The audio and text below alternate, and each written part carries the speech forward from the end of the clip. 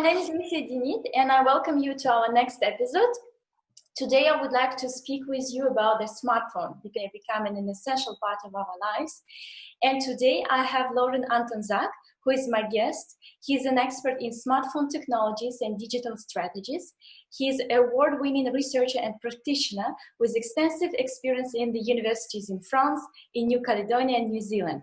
Besides his work in academia, he is the director of ATZ 119, which specializes on mobile content production, visual communication, and also he is a partner of Virtua, the company that deals with mobile research and development, digital strategies, and consultancy. Laurent works is around mobile technologies, about design innovation, digital and interaction design, innovation, technology, and business. So, Laurent, in your recent article, Mobile Technology, a New Buzz of Work Organization, that has been published in the Journal of Innovation, Economics and Management, you suggest that mobile technology is impacting our lives. It shapes new behaviors. It's a tool for knowledge sharing and collaboration, and it's even served as a catalyst for creativity. So I have some questions to you that I would like to discuss with you today.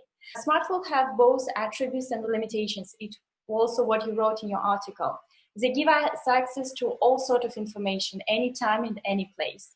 However, we know that the cases when the usage of these smartphones become an addiction and when we get overwhelmed by the endless amount of data and information. So how should we navigate? Derrida talked about that notion of poison, pharmacon. Everything in life can be very good if you use it properly, and very bad if you use it wrongly. But what does it mean to use it properly or wrongly? It depends of you. It depends of us as an individual. Some people are more sensitive about certain things. So some people will be more addicted to sugar, to drugs, to different things. And if they use too much of that substance, they will become addicted. So some people, they will be very quickly addicted to mobile phone if they use too much. And some, they don't really care. They don't connect with technology. And some people, they react very quickly.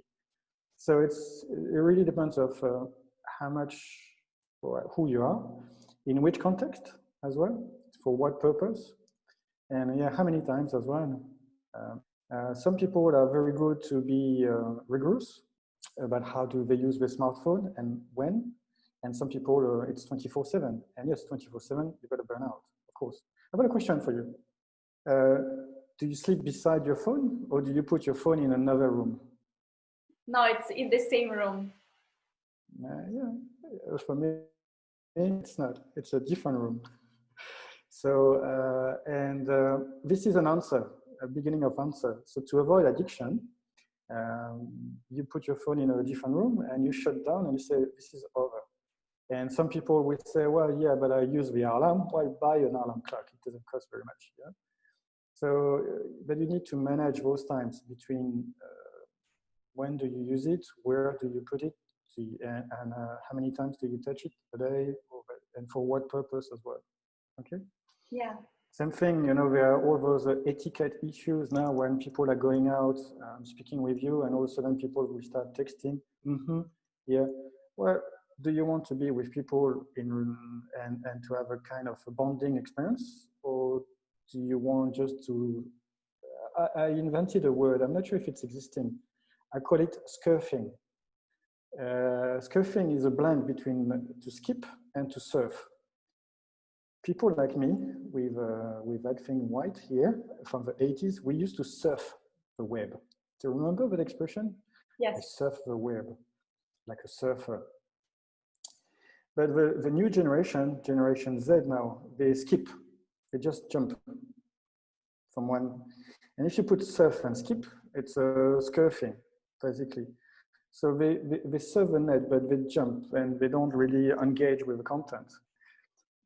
But it's also part of the society nowadays.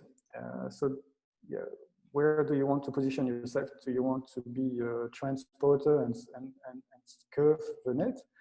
Or do you want to have a deep, meaningful conversation with a human being, and basically you leave your mobile phone at home or in your pocket on silent? Yeah.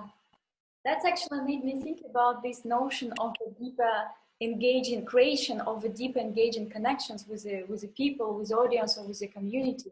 It's true that we observe a lot of people who just as you described, just jump from one thing to another and don't really create dreams. And I will have a similar question on this, on similar topics. But let me just go to my third question, also about around your research. So you suggest that mobile device enable a new way of collective and collaborative innovation, and that mobile can create new forms of work organization. You know that I'm very passionate about innovation, but that's drawn my attention. I would like to know, how does it look in practice? How can mobile technologies, smartphones enable knowledge creation? And maybe you can give some examples how companies or maybe people can implement these technologies to create new knowledge, to create innovation. There are two phases in terms of creating new services or products. There are two phases: exploration or exploitation. So, and basically you can divide those things in two categories as well. So I can do the Star Trek salute. So you've got the brainstorming, and you can exchange ideas. Well, you create a Pinterest group, you create a social, you use a mobile social media, you create a Twitter, a hashtag, and you can exchange different ideas with different people around the world. And your mobile phone is a very good tool for that. Okay, so you can quickly send ideas and brainstorm things with people. That's what I discovered, and there's a lot of people using that way, just to get a better idea or to expand their brainstorming. And the second phase, when you use the design thinking methods, for instance, when you do testing and validation, you can quickly send proof of concept to people through the web as well, or dedicated groups of people through your mobile phone. And because also your mobile phone is in your hand, it's a little bit more intimate. You've got a little bit more intimacy with the content, and you're more inclined basically to answer quickly to the people connecting with you at that time as well, compared to a laptop, you need to open it. So mobile phone basically make things a little bit faster, or can reach different people around the world in that specific phase. During the exploitation, making the stuff, mobile phone is totally useless during that time. You need people really to make things, to really fabricate the thing. However, once it's made, you need to distribute it and disseminate the message. And then mobile phone, again, social media, mobile social media, all those different things, unboxing, you find on YouTube, all that sort of things help in that sense. So when we speak about digital environment, it has been criticized for the fact that people cannot create the same level of human connectivity as we do it in the physical space. For example, we cannot create links, or they are less efficient in the real environment. We cannot network, we cannot capture the body language or clearly understand the people's emotions. So I'm right now speaking about the digital experience. So is there a way to solve that problem, that people can use smartphones, videos, or other technological tools to really build a connection and to build this more human experience in the virtual space, in the virtual environment? Yes, I think there are different things, especially now with the new trend, work from home. There was a very interesting article from the World Economic Forum that discussed about that. To avoid burnout, to avoid people to be too much connected and also to not be able to stop working. I discovered that there are some sessions, especially in States, called Meet the Pet. Okay, so we are working, for instance, together for the same company, XYZ, and all of a sudden we say, hey, now it's 7:30 p.m. New Caledonia time. Let's have a break, and I will introduce you to my Margouilla. It's a small lizard here, living on the balcony. It's not a pet, it's a wild one coming every night. And people, they take the phone, where is my phone is here. Okay. They take the phone and they put the phone close to the head, and you've got and you've got the dog or the cat, or just turning the thing. And you create that kind of intimacy with people. And I found that very interesting. Yes, it's superficial. Yes, it's online. But on the other hand, it's not what I'm saying, what I said as well in the article you mentioned. When you go in a meeting, you wear a specific suit, you wear a specific shirt. It's not necessarily who you are, you know. Underneath your shirt, we can't see the tattoo of the people, or you know, here now I can see you, I can see your shirt matching with your cushion in the background. There's more about your design sense here that I will never see probably in the office compared to that online meeting. And also with mobile phone, because everyone is used to selfie, we've got a little bit more distance closer like that. Okay, so there's a bit more. Yeah. Corona, now people are taking physical distance, but yeah. So digital for me doesn't mean superficial, and mobile because it's always connected, because you always got with you. You can share things now. I can run on the balcony if I had a good connection and show you that lizard. And I couldn't do that with my laptop, which would be far more complicated. So what I'm saying is one is not better than, so what I'm saying is face-to-face is great. Digital and mobile is great as well, but they are great for different reasons, for different contexts and for different situations. Yeah. And I think, and I found that very interesting now that everyone is saying, well, yeah. But for instance, and I will send you the link as well. I read another very interesting article in the New York Times, speaking about privacy and personal life. So now, for instance, I can see your office or your living room, and some people, they're not comfortable about that. However, now we develop software where you can make a fake an app for that nowadays. If you want to, if you don't want to share the background of your bedroom, or if you don't want to see people to show the kids running in the background, it's easy. There are new software now. There is a new market for software to play with it. So it's not the mobile technology itself, but it's about how do we use it, when do we use it, and who is using, and for, what for. That article about in the New York Times is very interesting because it talks about how employees will spy, employers will spy on employees through work from home, taking a snapshot of your screen to see if you're really working or not. And I find that interesting because behind all your questions, there is something that it's more about the mindset and how we should question the future, and we are looking the notion of work the way we used to look at it in the 19th century. So you go to work, you make a task, and you leave work, and that's it.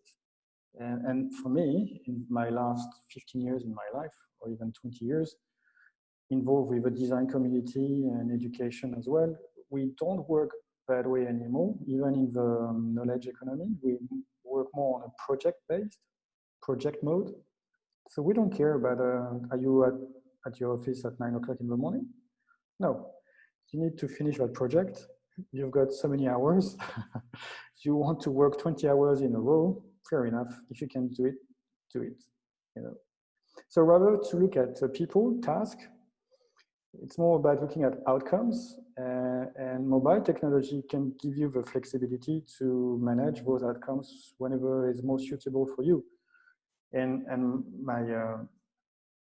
my observation as well when I did all those research, you've got people behind the computer, and after 2 or 3 hours they want to get a cigarette, so they need to go out now.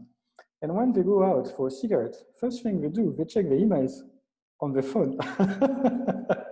They are far more effective answering the phone, smoking the cigarette, than staying behind the computer and writing a "Dear John," blah, blah, blah, blah, blah, blah, blah, blah, blah. So there are all those questions about, you know, efficiency and what does it mean to work. Okay, might you have any recommendation for people who experience this shift from working in a traditional company, working on a task-based, approach, and now moving to work from home, where you need to trust employees, where you need to be more focused on the result rather than on the actual performance of work. So may you give some recommendation for people to change their behavior or to adapt to this new environment? It's a question of self-discipline. But for instance, the things that I discovered over the years, for me, first of all, for instance, on my phone, I've got different email systems. So my professional Outlook is not connected with my mail. I work on an iOS device, so I've got everything. I know some people, they centralize all the emails from different sources in the Gmail. I don't. Okay, so my private mails are going in my Gmails, and all my work I check online. I don't put it in my app mail. I switched off all my notifications. All of them are switched off. So I decide when I check it. The phone doesn't ping, ping, ping, like the Pavlov bell every 5 seconds. And also, like I said, it's very important to have a kind, at least to start with, until you get used to it, to have a good discipline. For instance, every morning, now I don't check my phone first when I wake up. I get a coffee first. I get energy, sugar. And when I'm connected with the world, then I spend probably 45 minutes on my phone, checking my emails, deleting. It's faster as well to delete all those different things.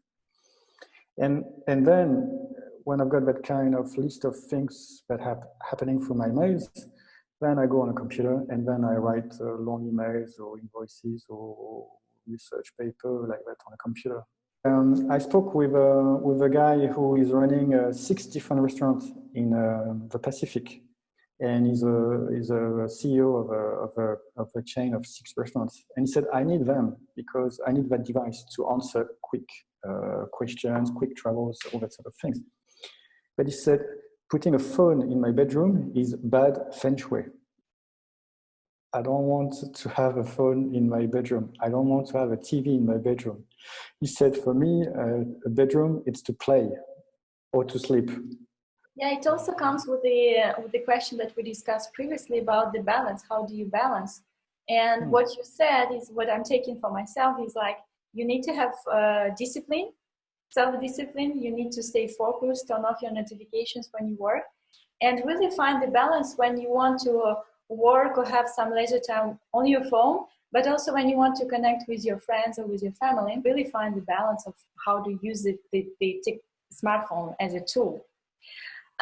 We slightly discussed about another thing. You touched slightly the question of security and privacy. So you know that studies have shown that in last year, millennials spend around 5 to 6 hours per day with their phone. And with the current situation of pandemic, social distancing, I think that these numbers, the hours of how much we use the phone is growing. What kind of recommendation might you have around the privacy and security when we use a smartphone? Stop using pseudo. Use your real name. Use your real name. So if you create an Instagram account, YouTube account, use your real name. Stop calling yourself Spook 42. So by doing so, I've noticed, because I gave that advice to a few teenagers. They were going a little bit crazy on social media, mobile social media mainly, and showing very, very strange things. I said, well, if you put your real name, will you put that picture online? And they said, no. I said, well, try to use your real name. So, because you think that the police can't find you, but now with facial recognition, they will find you. Everything is recording, and it looks like every time they do something silly and crazy, they take the phone and they record it and they broadcast it. And I think they need to change that behavior themselves. So, and I'm not sure what to do, but I found that quite tragic that my son, for instance, his life is pretty much recorded by his friends constantly, which means he doesn't have any freedom to do anything.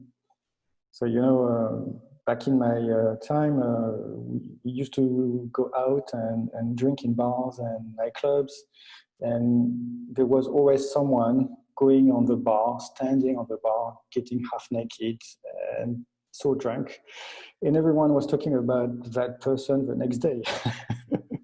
But that person could say, it wasn't me. There's no evidence.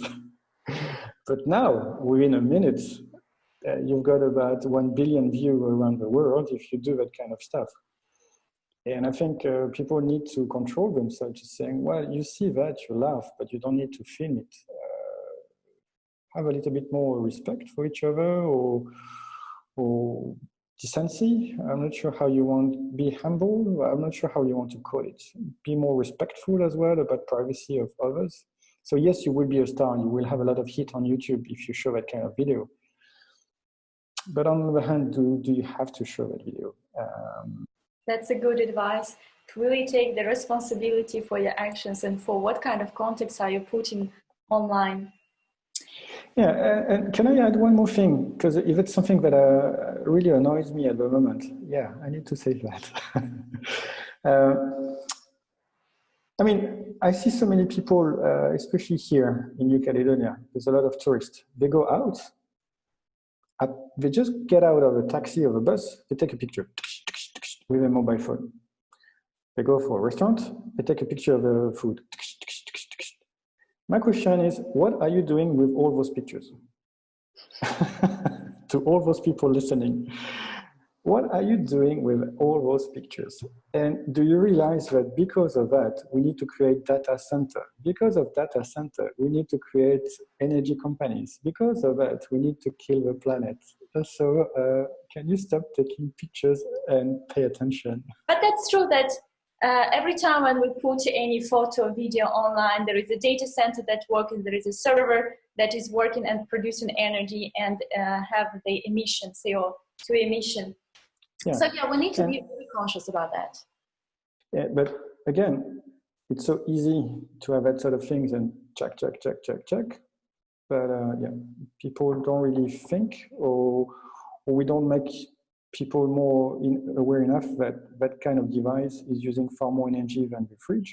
They don't realize that. Do you see any upcoming major disruption in the smartphone industry that can really shift the way how we use maybe social media or the way how we interact? Is there any major shift that you foresee coming? Before answering your question, I would like to correct one thing. And again, sorry if I sound very pedantic. I believe that there is no social distancing at the moment. It's physical distancing, but it's not social, because social means that we don't interact with each other. And actually, I see the opposite. I see people more and more connected. And actually, it's quite amazing because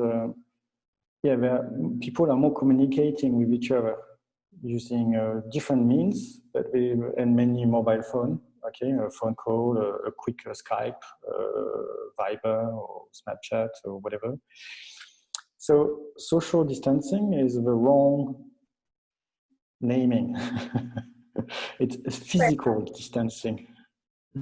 Physical distancing.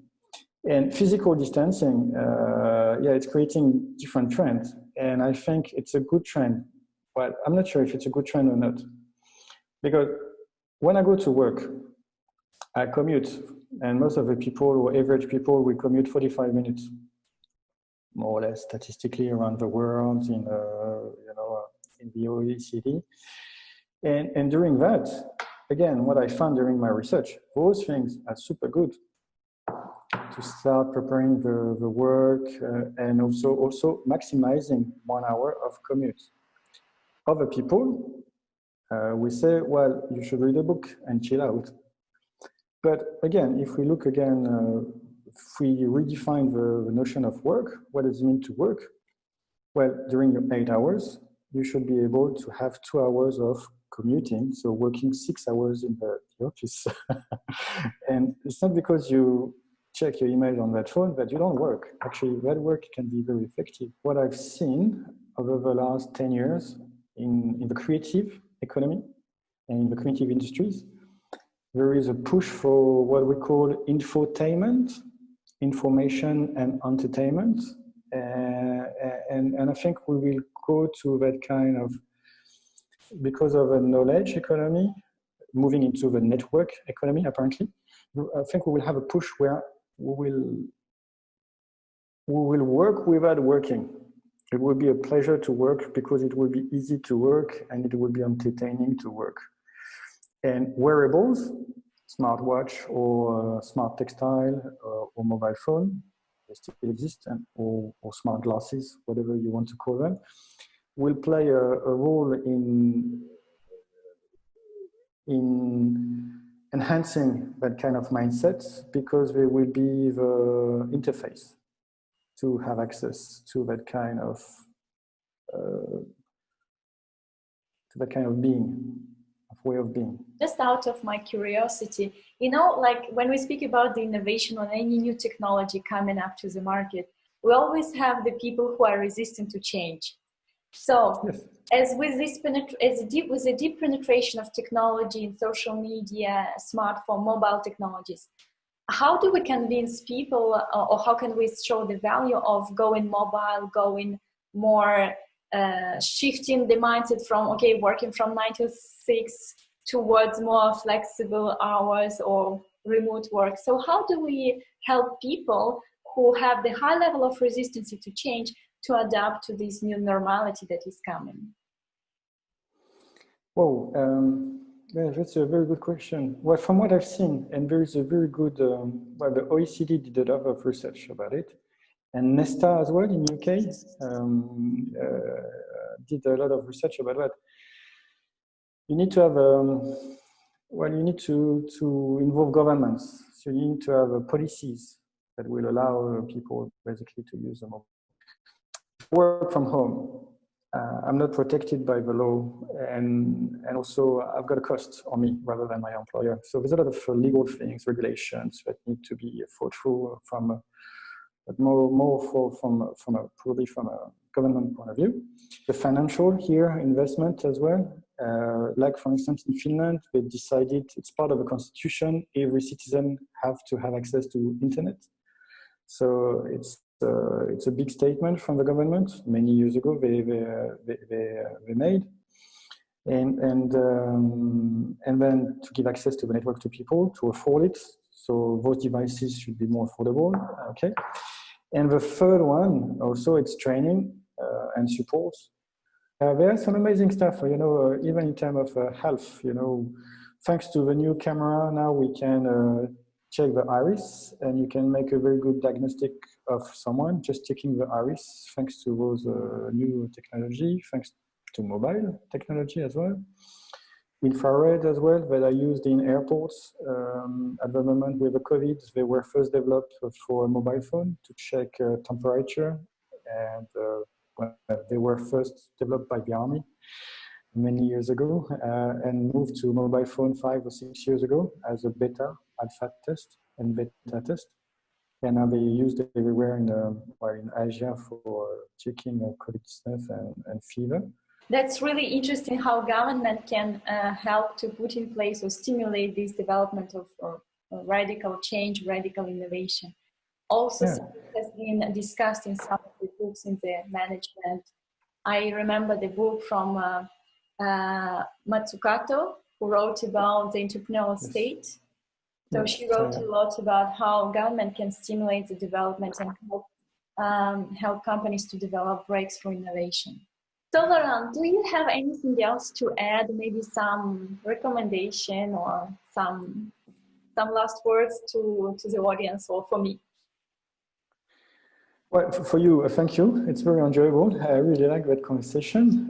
We should ask ourselves more questions rather than taking things for granted. But the impression that people are getting distracted by the technical aspect and not and they don't really appreciate, or they don't really question the meaning behind it or the potential behind it. And it's quite superficial, you know, the way people are using it. So, I mean, We're moving to 5G, for instance. Everyone is going crazy. Yes, 5G. Let's watch a movie in less than 1 second. Fantastic. On your phone. Wow, wicked. But what's the point? Fundamentally, what's the point to watch a movie on your phone in 1 minute? That would be not easy to do, but I think we might give some incentives or at least some wish for people to ask themselves a question and start to think deeply about the meaningful innovation, not about the innovation that just bring a commercial value or financial statements, positive statement, but also some meaning to the society and to the human beings.